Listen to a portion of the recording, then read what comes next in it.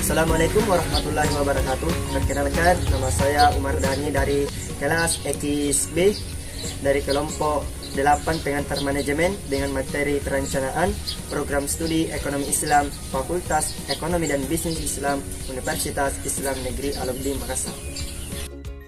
Bismillahirrahmanirrahim. Assalamualaikum warahmatullahi wabarakatuh.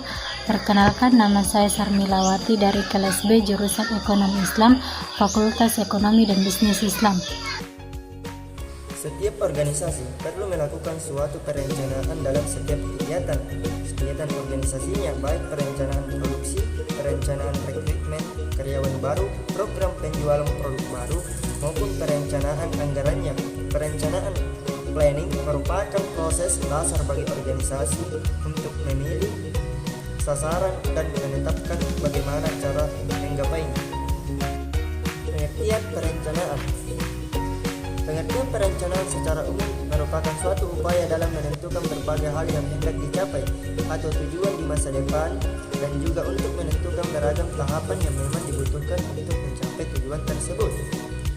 Secara sederhana, pengertian perencanaan adalah suatu proses dalam berpikir secara logis dan pengambilan keputusan yang rasional sebelum melakukan berbagai tindakan yang hendak dilakukan. Tujuan dan manfaat. Tujuan perencanaan: 1. Demi mengantisipasi dan juga beradaptasi dengan berbagai perubahan yang mungkin terjadi. Yang kedua, demi memberikan arahan kepada para administrator ataupun non-administrator agar bisa melakukan tugasnya sesuai dengan rencana yang sudah dibuat. Manfaat perencanaan. Yang pertama, 1. Standar pelaksanaan dan pengawasan yang baik. Yang kedua, pemilihan berbagai alternatif terbaik. Dan yang ketiga, penyusunan skala prioritas baik sasaran maupun kegiatan. Yang keempat, menghemat pemanfaatan sumber daya organisasi. Jenis perencanaan. Jenis perencanaan berdasarkan ruang lingkup. Yang pertama, rencana strategis atau strategic planning merupakan suatu perencanaan yang di dalamnya terdapat uraian mengenai kebijakan jangka panjang dan waktu. Umumnya untuk perencanaan jenis ini sangat sulit untuk dirubah. Yang kedua, rencana terintegrasi atau integrated planning, yakni sebagai perencanaan yang di dalamnya terdapat penjelasan secara menyeluruh dan sifatnya terpadu. Dalam konsepsi syariah, perencanaan suatu program tidak hanya untuk mendapatkan kesuksesan di dunia, tetapi juga untuk meraih ridha Allah, mardatillah, atau kesuksesan di akhirat kelak sesuai dengan keyakinan agama Islam. Inilah persepsi manajemen berbasis syariah yang diilhami oleh firman Allah. Hai orang-orang yang beriman, bertakwalah kepada Allah dan hendaklah setiap diri memperhatikan apa yang telah diperbuatnya untuk hari esok atau akhirat, dan bertakwalah kepada Allah, sesungguhnya Allah Maha mengetahui apa yang kamu kerjakan. Quran Surah Al-Hasyr ayat 18. Perencanaan terdiri atas beberapa komponen, yaitu sebagai berikut. 1. Kegiatan menyusun rencana. Rencana adalah hasil dari suatu kegiatan. Perencanaan berupa gagasan, alat modal, tentang, untuk, dengan tujuan tertentu. 2. Usaha merumuskan gagasan menjadi realita. 3. Tertera, terstruktur, terarah, terkoordinasi, dan terpadu. 4. Efisiensi, optimal, sustainable atau berkelanjutan dan kontinu. Kelemahan perencanaan. Beberapa kelemahan perencanaan adalah: 1.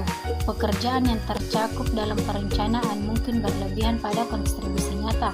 2. Perencanaan cenderung menunda kegiatan.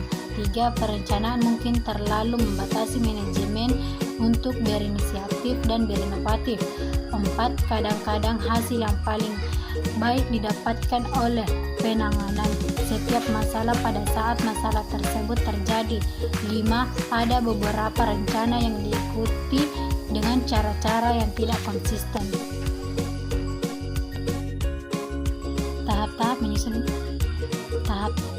Tahap-tahap penyusunan perencanaan.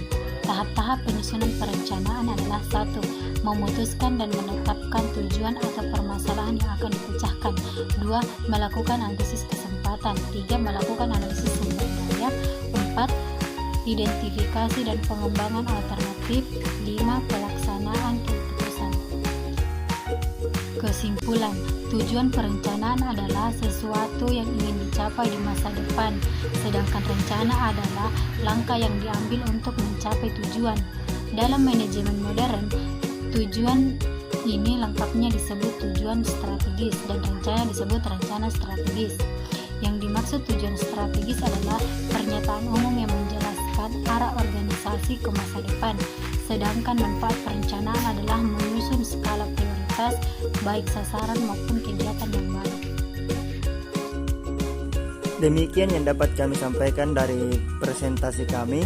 Lebih dan kurangnya mohon dimaafkan. Saya akhiri dengan ucapan nun wal qalami wa ma yasturun. Wassalamualaikum warahmatullahi wabarakatuh.